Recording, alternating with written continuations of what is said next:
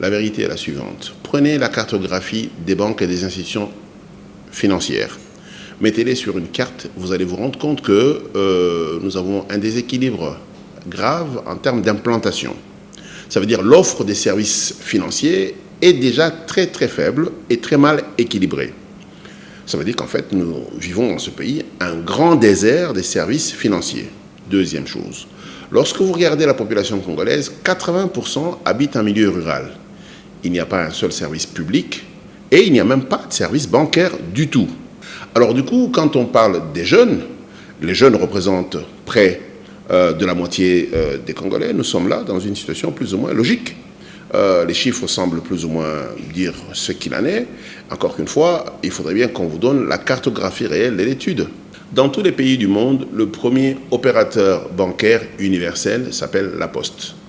La Poste a ceci de particulier, elle s'installe partout où l'État voudrait qu'elle s'installe, même là où ce n'est pas financièrement rentable, mais économiquement viable.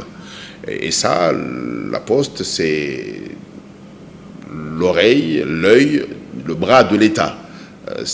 L'administration d'un État passe par les services postaux. L'ouverture de compte, c'est facile. Ça dépend maintenant. Ce qui n'est pas facile, c'est trouver l'argent pour pouvoir mettre dans le compte en banque.